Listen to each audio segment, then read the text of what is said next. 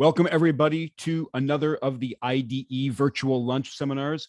We are thrilled to have with us today Damon McCoy from New York University, who's going to be talking about this eternally important and vexing question of cybersecurity and democracy. And in particular, how do we hold social media platforms accountable for their content? Damon, thank you for joining us. Damon is a really good sport and would love to have any questions or comments on the fly in stream. So as ground rules, let's have everybody please turn off their microphones so we don't have a hot mic problem, and cameras as well if you'd like. But if and when you'd like to ask Damon a question, don't need to raise your hand, just unmute yourself and have at it. We will monitor the chat window. So if you're more comfortable doing it that way, please feel free to add questions via chat. And there will be time at the end for dedicated Q&A. But Damon very nicely pointed out that if he wanted to just talk and not have any feedback, he would have videoed a presentation and sent it on to us. So let's make this as interactive as possible. Damon, over to you. Thank you for joining us. All right, thank you for having us. And yeah, feel free to interrupt me as much as possible. Within here, I have slides, but I'm perfectly happy to not get through them or fly through results if we have a good conversation happening within here.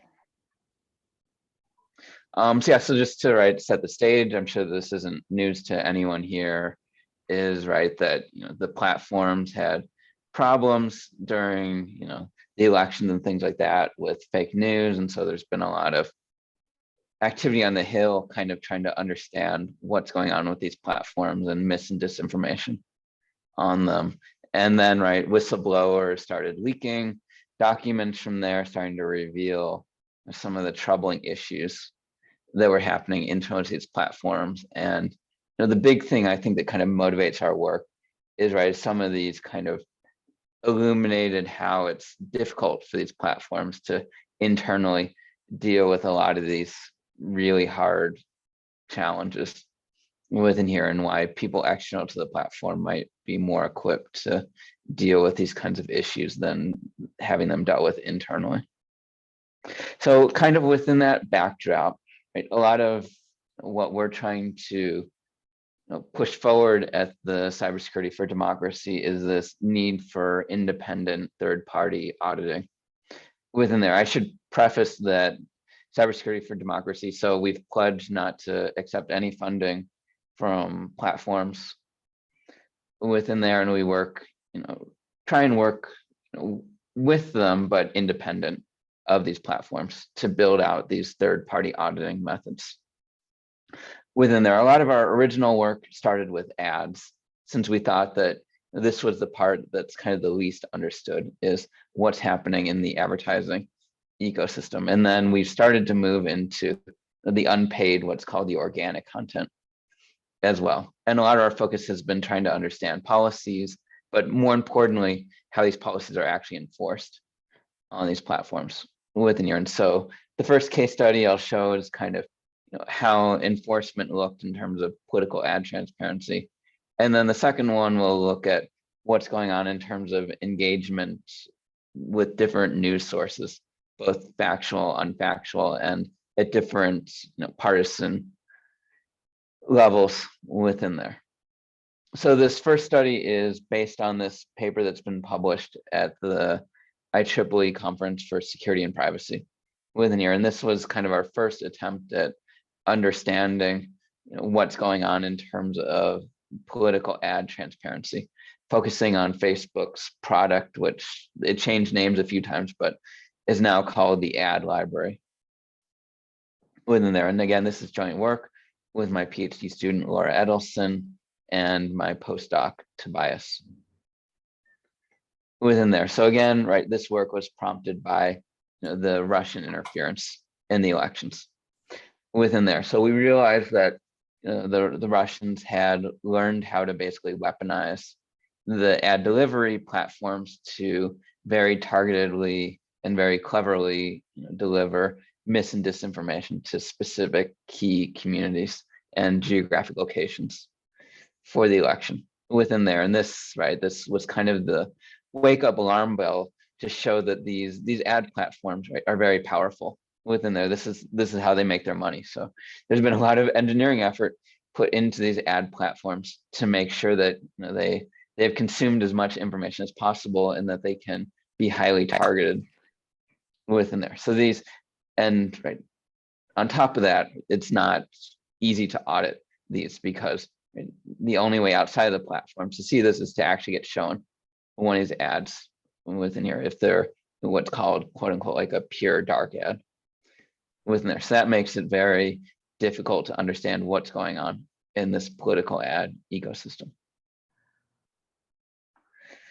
So right, so because of the revelations of the Russian interference in our elections, all of the major platforms were hauled in front of Congress, and they promised to combat this internally, this problem, but they also promised enhanced transparency of this political advertising within there. And so this led to each of the three major platforms, Facebook, Google, and Twitter, to release what they called like political ad transparency products within there. Facebook was the first to launch one of these products, and to their credit, theirs, in terms of the data included in it, was probably the most comprehensive within there. So their definition of a political ad was, anything directly from a candidate, election related, but they also noted these social issue ads within here. So these could be things on health care, immigration, and things like that aren't advocating for a specific candidate, but that are clearly advocating for some kind of political policy within there. So they included both of these types of ads in there, and we found this to be incredibly useful because oftentimes the misinformation, disinformation is the most divisive of it is in the social issue ads within there. And they promised, right, to provide an accurate disclosure string naming the entity that paid for the ad, conforming to a standard format that could easily be linked back to that entity within there. So that was their starting point for their political ad transparency within there. Google and Twitter also launched their transparency products. Google's was much more limited as to what ads they included in it. At the beginning, it was only federal candidates within there was the only political ads that they included in their transparency. And Twitter's was more comprehensive. They also include the social issue ads, but at some point, Twitter banned political advertising within there. And when they quote unquote banned political advertising, they also discontinued their transparency product within there. However, they defined political advertising during the ban as only candidate advertising within there. So the social issue ads are still allowed within there, and they're no longer made transparent within there. I believe that Google recently has expanded their transparency as well to include more of the social issue ads as well, and some of the commercial activity that is highly political in nature. So just to give you some idea of what it looks like within here, this is a political ad that's made transparent by Facebook's platform within here. And the key difference here is that you see this paid for by Lawfare project string. So this doesn't appear on other ads. This is part of the enhanced transparency within here. The other part, if you go to their portal, you'll see that they give you a range of impressions, a range of spend, and they'll give you some demographic breakdown by gender, age, and state level geography in the US within there. So this is all part of the enhanced transparency that's only given for political ads within here. So with this, we set about trying to collect some data within here. There's two sources of transparency information. So one of them is through the API of raw per ad information within there, and the other is aggregate information per advertiser within there. So they release the API data and they release an ad library report within there. And the ad library report is a daily reporting of the total aggregate activity for each of the advertisers within there. The nice thing about the report is that it gives exact spend numbers within there. So instead of having a range of spend, it gives an exact spend number within there, but again, aggregate to that particular party within there. So for this initial study, we focused on the time period of the 2018 midterm elections in the US. And we collected, right, the ad reports, and we collected all the information that we could from the API within there. Unfortunately, the API isn't really designed for our use case of wanting to collect all the ads within here. And so we had to go through a lot of engineering effort to basically cobble together a way of collecting all the ads within there, because they don't have a clean interface for that within there. So one of the questions, because they don't have this clean interface of just downloading all the ads, was, how comprehensive could we get in terms of collecting ads from their API within here? And as you can see, we have collected less ads than Facebook's ad report within here, but the numbers look fairly close. And so we dug into this to understand potentially where the discrepancies in terms of ads in the report and ads in the API were coming for. And this turned out to be a very complicated story within here. So I'll just try and boil it down within here. It turned out that we actually had ads that weren't included in the reports anymore within there. So we call these unretrievable ads within here. And there's a few reasons why ads become unretrievable within here. One is that the advertiser disputes that the ad's political. If Facebook agrees, then they make it unavailable through the API within there. But we collected it before the dispute happened, so we still have a copy of it.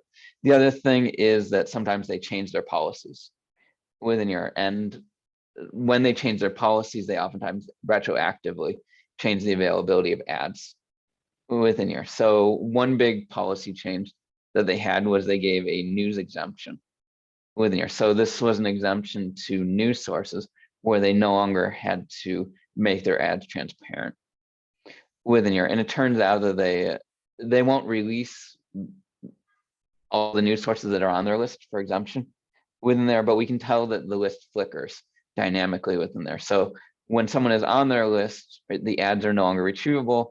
When they're no longer on that list of news sources for exemption, their ads suddenly become retrievable. So we have this big flickering where the ads appear and disappear depending on the state of that news source within there. And the other thing was just a whole bunch of bugs within there. So ads that weren't retrievable for technical reasons within there. And so we had to iterate with Facebook a whole bunch on that. And the bottom line is that, right, this ad library is clearly not archival within here. And it's very unlikely that anyone could reproduce the set of ads that we had within here. And so for this reason, we partnered with a nonprofit called Harmony Labs within here to distribute a feed of our ads that we've managed to collect from Facebook within there. So this feed was used by a whole bunch of different groups within there. Unfortunately, the feed is no longer operational, and I'll go into why that is in a little bit within there. But the bottom line is, right, because of this self-regulation, Facebook isn't required to keep any of the ads transparent, and so they remove ads a lot from here. So kind of Animal Farmish. The one thing that they don't release through here that we feel is really critical to understand political advertising is the advertiser provided targeting information within here. So we went to Facebook numerous times and requested that they make transparent this targeting information, and they've refused to do it within here. And so we felt that, again, this was very important. And so we built a browser plugin to collect this targeting information within here. So this is a browser plugin called Ad Observer that anyone can download, and it will only collect the ads that you see. And for those of you that don't know this, as a user, you can click the ads. There's a little ellipsis on the ads. You can click it. And one of the options when you click the ellipsis is, why am I seeing this ad within there? If you click that option, then Facebook will show you 2 or 3 of the broadest reasons as to why you were targeted by that particular ad within there. So we collect this data from the users. We don't collect any durable identifier from our users. So each ad and targeting observation is independent. We can't connect them in any way within there. And we do this to protect the privacy of the users, right? The purpose of this browser extension Ad Observer is to study advertising on Facebook. It's not to study people within there. And our IRB has exempted Ad Observer within there. They agree that it's not collecting any PII. So through this data, we were able to work with some journalists to do some interesting reporting within here. One thing that Jeremy Merrill, at the time he was at the markup, found was conflicting messaging from companies within here, where they would show one message to liberals, targeted at liberals, and they would show another message targeted at conservatives within here. And this is the exact kind of thing that we wanted to undo with our transparency, was this conflicted, micro-targeted messaging that some advertisers do within here to expose this type of behavior. The other thing that we were able to do from this is detect instances where Facebook didn't catch political ads within here. So we did this kind of ad hoc anecdotally, and we published on our website called Ad Observatory and a sample of these, across the different political spectrum and groups within there of ads, political ads that Facebook didn't make transparent and weren't included in their ad library within there. And amongst these were ads from Joe Biden, NRA, a whole bunch of very obviously political groups within there. So BuzzFeed Nude published this within here.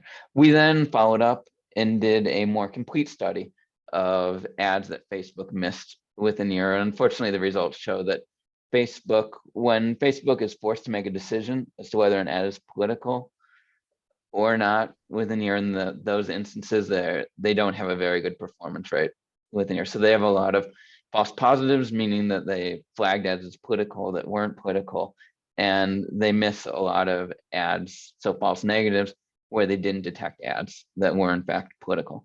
And for this false negative, we were very conservative in computing this. We limited this only to candidates within there. So very obvious political ads, just by the nature of the speaker, Facebook's policy would force them to be political. So Damon, is it hard to detect political ads?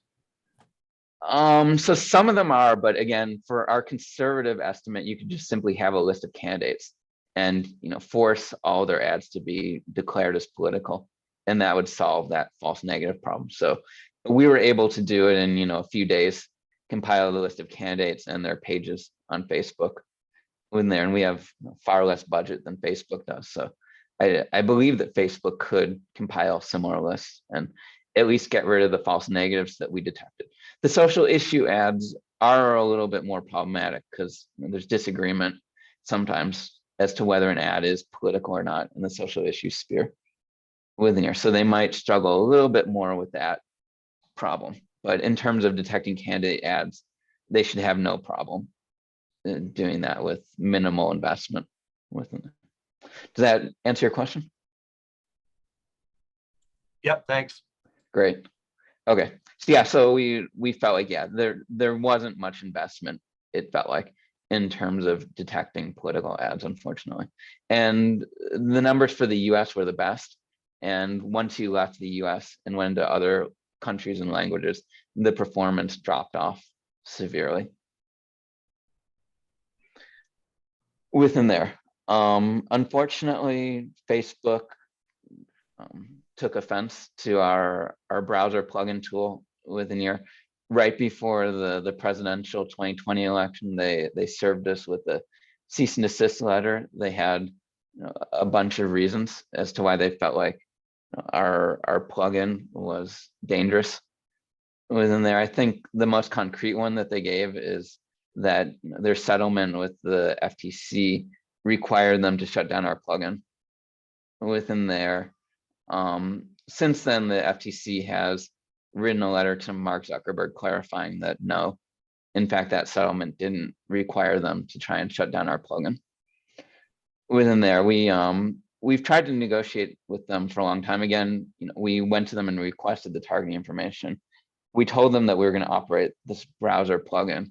So we were trying to work as much as we could with them to get this information within there, but unfortunately that wasn't possible. And so we were in negotiations with Facebook for a long time, and at some point Facebook escalated their actions against us again. So they followed through on part of their cease and desist, and they banned the accounts of my PhD student, Laura Edelson, our lead engineer, Paul Duke, and my accounts within here. So this had the effect of, it didn't disrupt our browser plugin because that works outside of Facebook in the browser within there, but it did disrupt our ability to collect data from the Facebook API within there and from CrowdTangle, which I'll talk about in our second study within there. So this is why we can no longer make a feed of ads available within there, because we no longer have access to the Facebook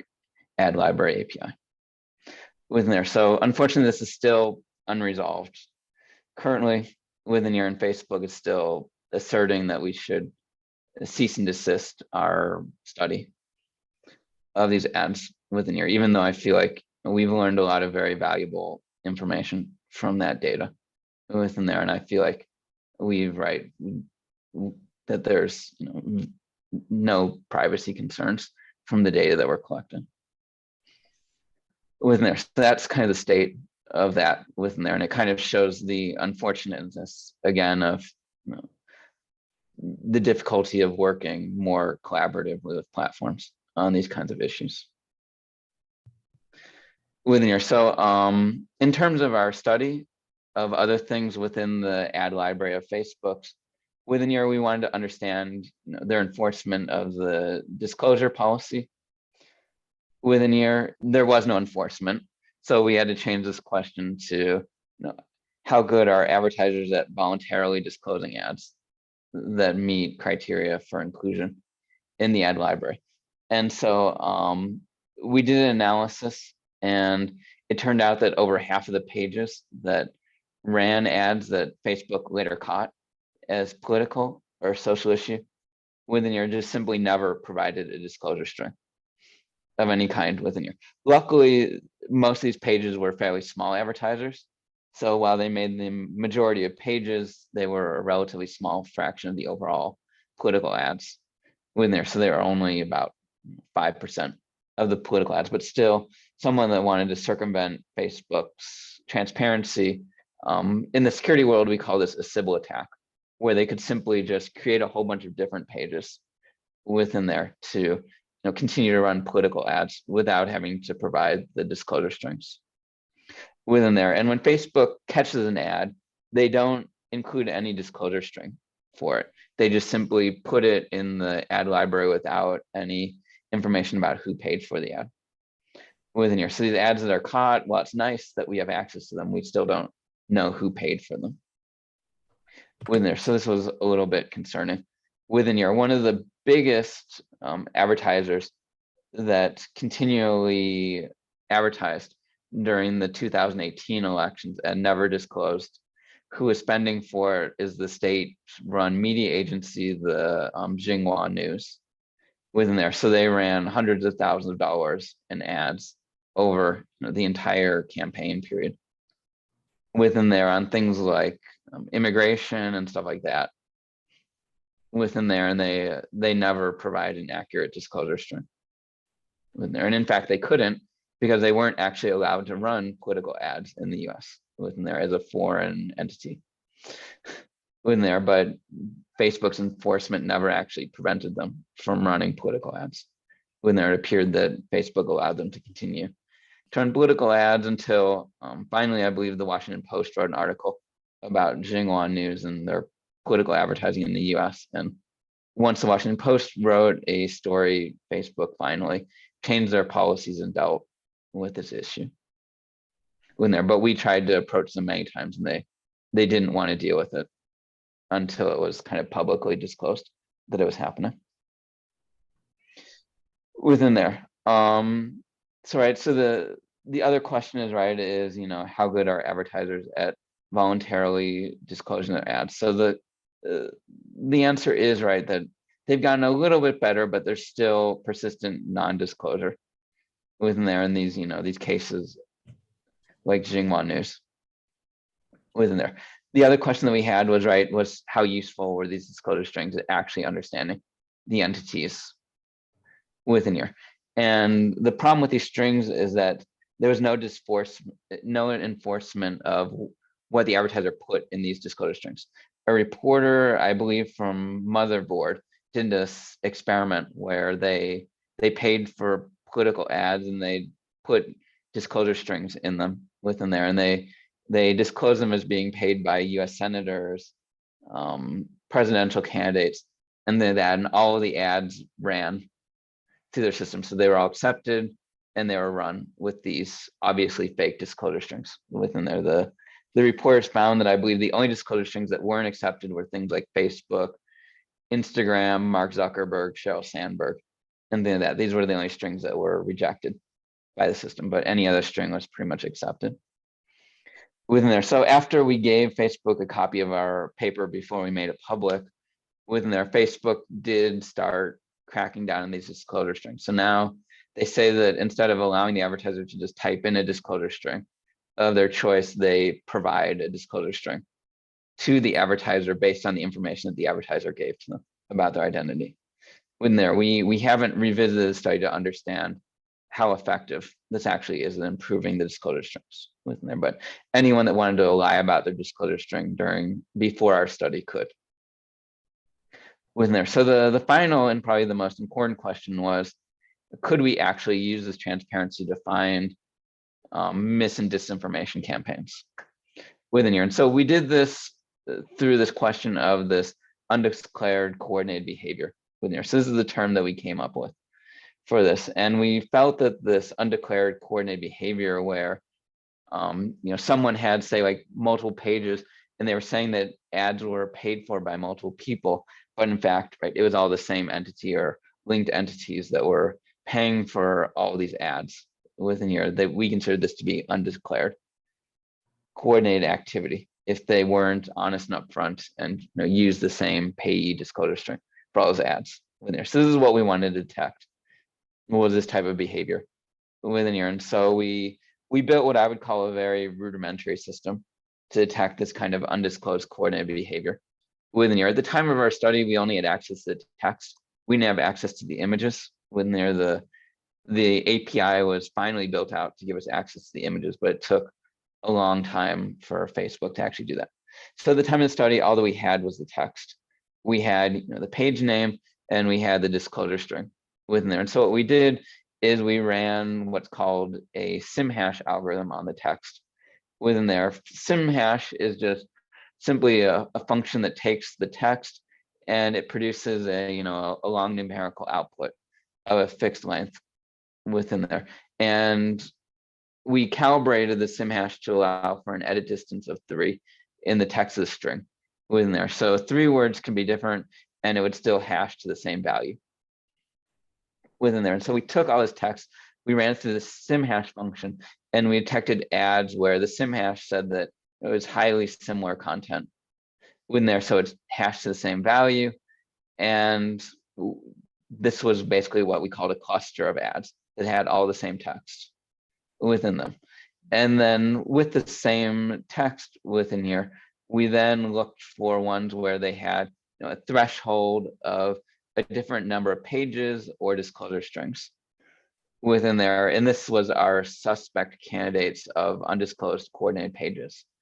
We, I think, generated about 100 of these. We manually went through them to figure out whether it was just a false positive or whether it was a true positive. I believe that the majority of them turned out to be true positives, where we strongly believe that they were undisclosed coordinated pages within there. So just some examples of the themes that we found in terms of the undisclosed behavior within here. One of them was this corporate astroturfing. So we saw a lot of groups that were doing corporate astroturfing where they would say different geographic regions or different entities within here that were all right, pretty much doing the same messaging within here. So this was one big group.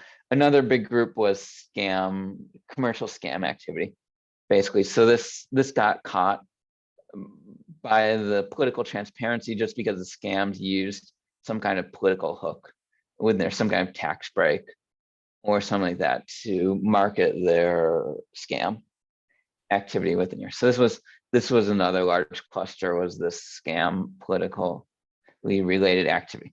But the largest cluster was what we call these inauthentic communities within here. So this was one example of a very large cluster of these inauthentic communities within here, where they claimed, right, angry Buckeyes, Union Patriots, middle class voices, overworked mothers, and things like that. So they created, I think, on the order of like 50 to 60 of these Facebook groups within your targeted at different, affinity groups, as we call it, either geographic or demographically based affinity groups within here. And then they, they pumped in some kind of political messaging within here. The tax of this particular cluster was to target conservative leaning people and message to them with liberal messaging within here. The messaging was actually normally factually correct, but we felt that this was that this was mis or disinformation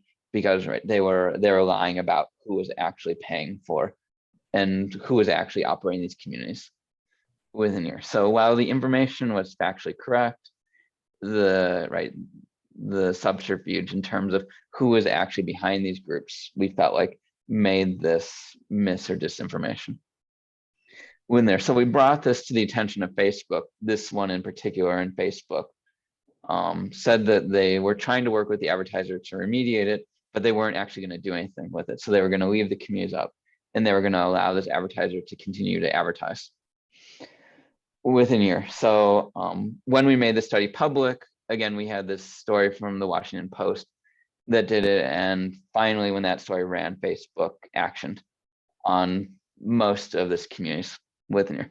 So this again shows that privately trying to work with Facebook wasn't that effective, but once we created a PR problem, then Facebook would normally address things within there. So that was kind of the end of it. So so that last part shows that transparency can work, but obviously it needs to be more secure and strengthened within there. And our system was very basic, very easy for the attacker to circumvent within there. But it's a little bit disconcerting, that Facebook internally hadn't built a similar, very rudimentary system to find the campaigns that we found relatively easily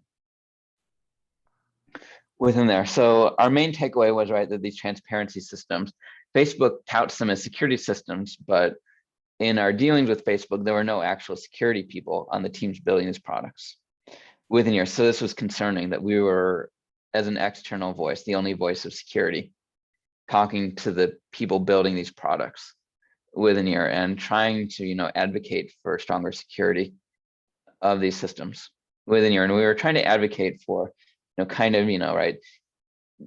since they're dealing with so many different customers in terms of advertisers, trying to take on, being somewhat trusting of the advertisers, but at least trying to verify and vet as much information from the advertisers that they could within here. So this was one of our big feedbacks is that they need to actually treat these as security systems that they are within there. And then, obviously we recommended some, third-party auditing within here. So we felt that there was a real need for a third party to store and reshare the transparency information, especially in light of Facebook being able to remove content within there. The other thing to note is more recently, Facebook had added another exemption, and this exemption is fairly dangerous. This exemption is for what they call commercial advertisers within here. So if an advertiser prints, a political saying on a T-shirt, they will no longer have to make that ad transparent within here. And from my experience, some of the most divisive political messaging is printed on a T-shirt. In fact, within here. So this type of advertising will no longer be subjected to transparency, and that's concerning to me. And so this kind of leads to, a need for regulated, instead of self-regulated, actually regulated transparency within here, because the platforms can change the rules and change what they make transparent at any time. So my PhD student and a host of other researchers within here went about building a technical standard for universal ad transparency, and it was published by the Knight First Amendment Institute. Disclaimer, this is the same group that also represents us personally in our lawsuit or our dealings with Facebook within there. So just to give a summary, this is just a quick summary of what we believe is needed in terms of universal ad transparency. Within here, we feel like just making transparent the political ads isn't that useful because, right, the platforms miss a lot of political content within there. So we feel like all advertising content should be made transparent within there. And we have some criteria of what an ad network should need to make their content transparent and what they should make transparent and how. And then so our idea is that the FTC stores, receives the ads from the platforms and then makes available the ads to other people that want to study them within there. So we're lobbying for transparency like this, for legislation like this to be passed. Within there, any other questions before I transition to the second study?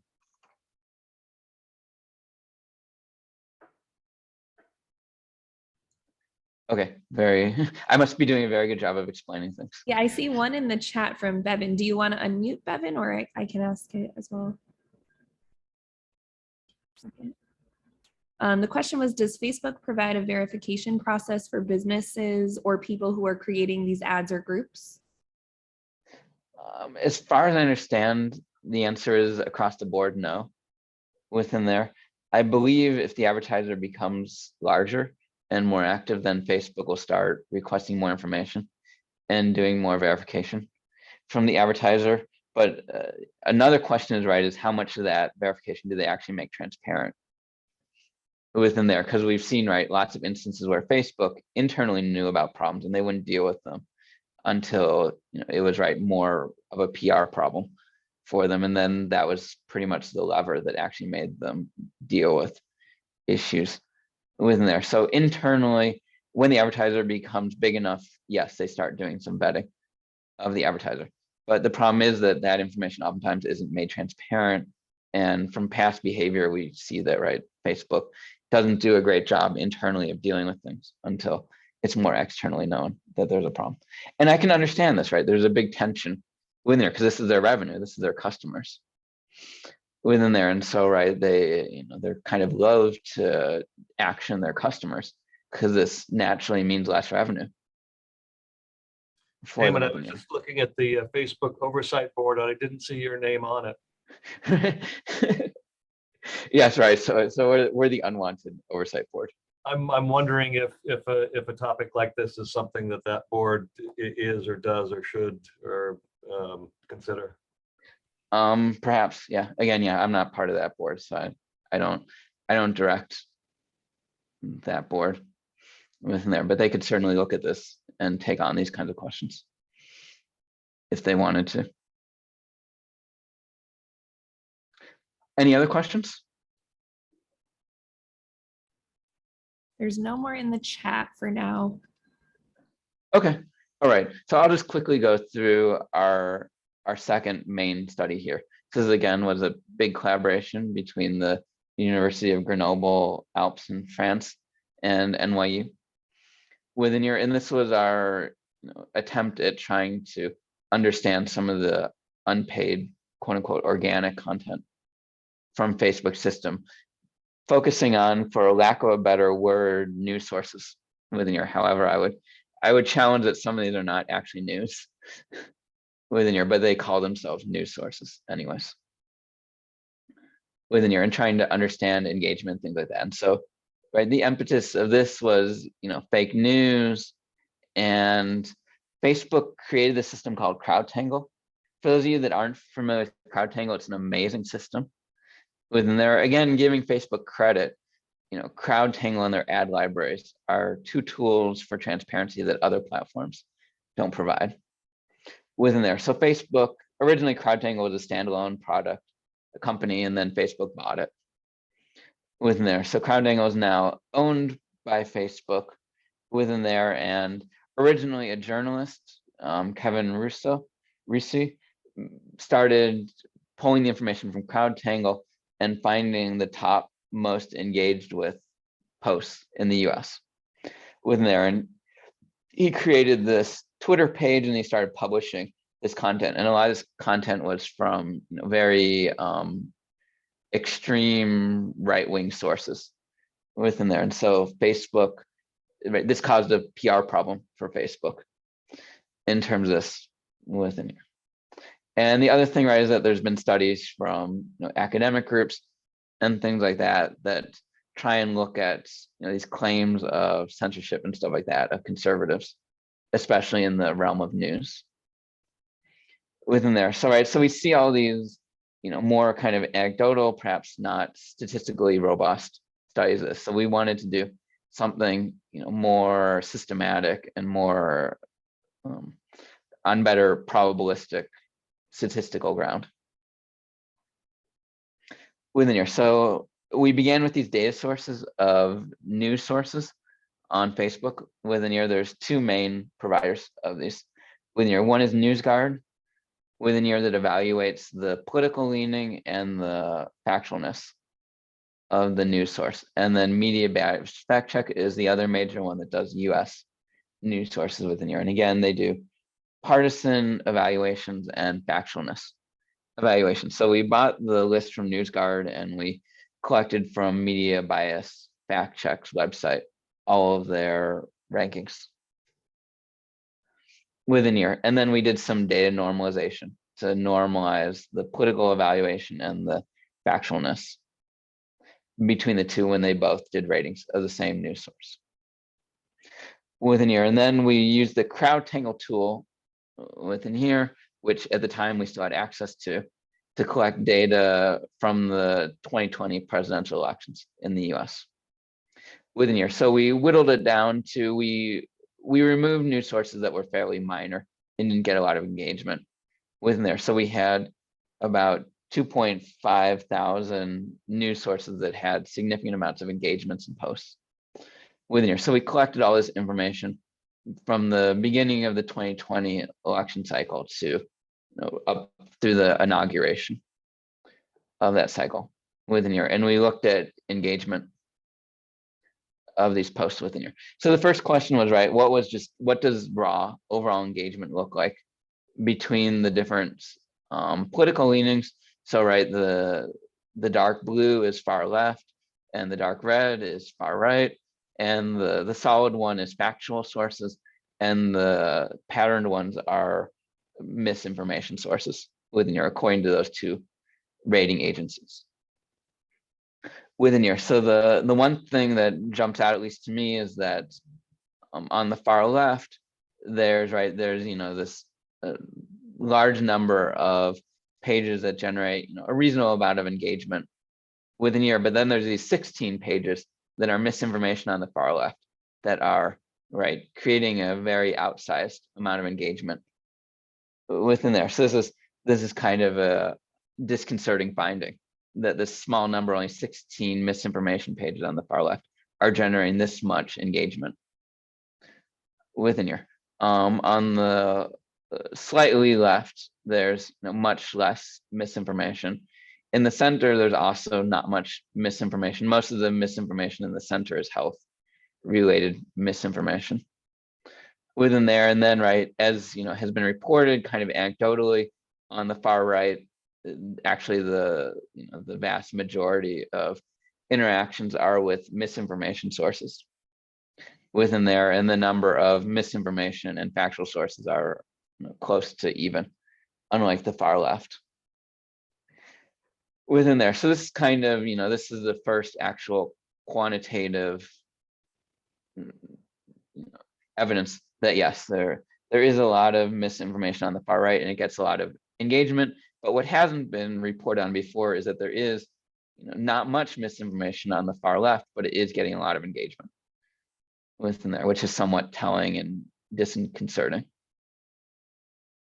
Our other analysis is per post engagement within here. We also did analysis. You can go to our paper, which someone can drop a link into, maybe Carrie, or something like that can drop a link into the paper. And so we normalized engagement by follower count within there. And when we did this, we found that on the far left and far right, they, misinformation sources disproportionately get more engagement when normalized by their follower count within there. This effect isn't present in the center within there. It's not statistically significant in anywhere except for the extremes within there. But we also did this per post engagement within here. And with this, we found that per post, pretty much all of the different sources get more engagement per post when they're misinformation versus factual sources within there. And this is obviously concerning within here. So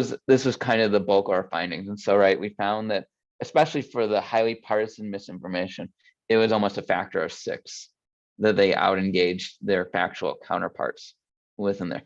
And especially on the far left and the far right, this effect was even more prominent within there. So this was all fairly disconcerting about what was going on.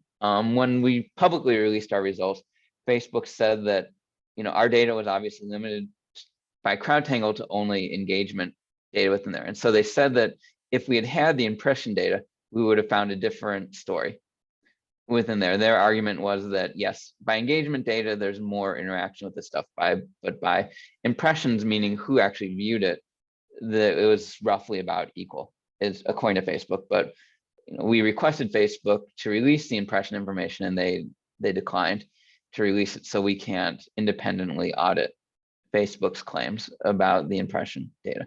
So we call on them to make that impression data transparent.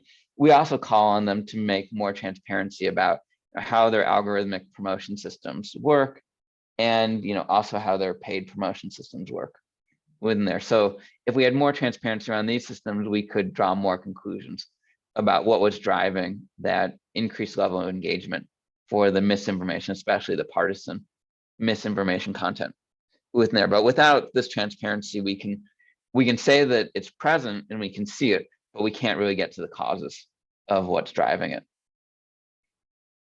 within there. So that pretty much runs me to the end of my presentation within here. Are there any other questions that people have?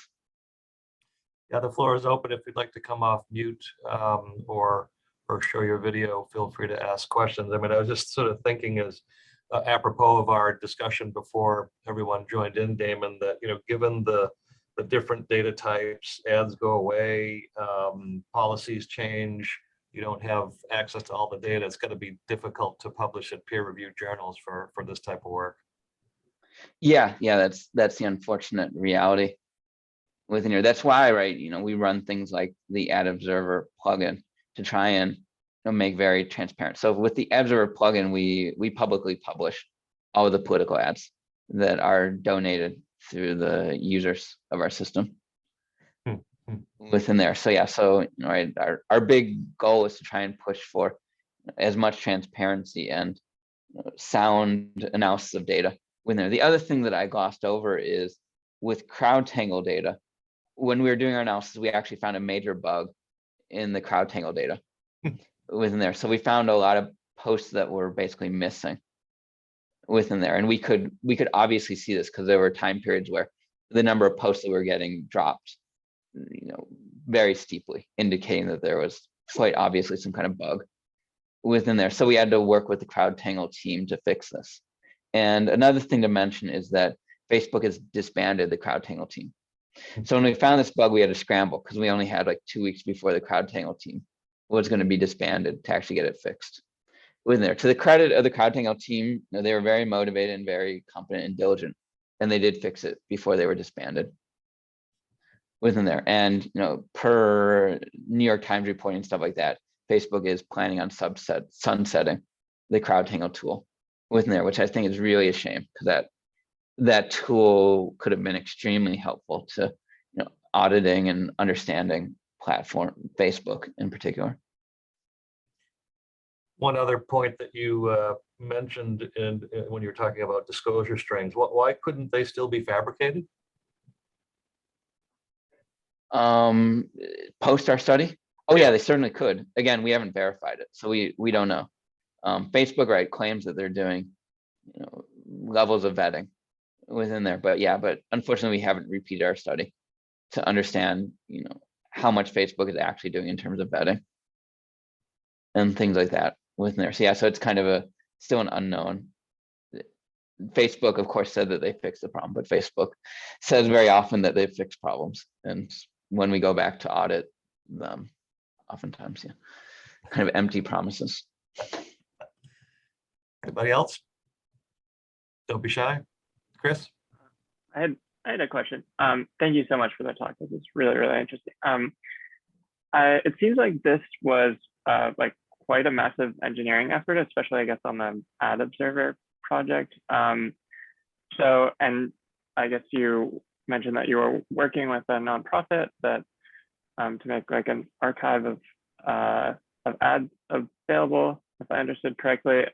Like, did you consider, like, it seems like there's like a big recruitment problem that you might have with like getting people to install a plugin, even if there's this sort of transparency benefit that they get.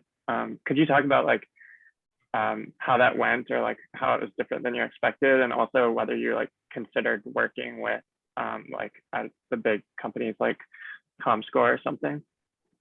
Yeah, those are all really good questions within there. So at the beginning, we were lucky enough. So our Ad Observer is actually kind of an iteration of prior plugins that tried to do similar things within here. So the original one of this was written by ProPublica within there, and was run actually during the 2016 elections within there. And ProPublica shut down theirs. And when they did that, we actually inherited their user base within there. So that gave us about 4,000 users right off the bat within there. The problem that we noticed, again, we can't know exactly who our users are because we don't collect any data on them, but at least based on the targeting information that we saw, a lot of our users were coastal, and we were seeing a lot of targeting right on coastal cities, and they appeared to be more liberal leaning within there. And so what we did, ironically, is we started running, NYU started running advertising on Facebook within there, trying to recruit, users from geographic areas where we felt like we didn't have great coverage, and also recruiting conservative leaning users within there. So we did this up until Facebook hit us with a cease and desist letter, and then obviously we had to stop this. But the I guess the benefit of the cease and desist letter was it was highly publicized, and so from there our user base, I believe, was at like 6,000, and it swelled to about 16,000. So kind of the Streisand effect happened. But again, we deal with this bias problem of, again, a lot of that user base was biased within there. And so that's still an issue that we're dealing with within there, We could, go to paid panels and things like that, or we could try and partner with someone like Comscore to alleviate those. And we're trying to look at all of those potential options for the upcoming midterm elections within there. But yeah, our original idea was to try and use Facebook advertising to try and smooth out our user base until that was no longer an option. Very good. Anybody else? And the other thing to note is all of our code, we make it public. So all of our code is public, and people in fact have forked our plugin and operated their own versions of our plugin. Oftentimes they fork it and collect more information than we want our base one to collect within there. But they don't make their information public like we do. Very useful information, Damon, and keep it up. We all need mechanisms of holding social media's feet to the fire. And I appreciate the work that you and your group are doing at NYU. Thanks again for being with us today. And to our friends at the IDSS, thanks for joining us for this joint seminar. We have another one coming up in the future, a joint seminar with IDSS on April 19th with Phil Menser. Our next seminar will be April 7th. That's Steve Tatalism of UC Berkeley. So hope to see you in a couple of weeks for that. Damon, again, thanks very much for joining us, and wish you all well. Thank you for having us. And yeah, if anyone wants to ask questions offline, feel free. Cheers. Thank you.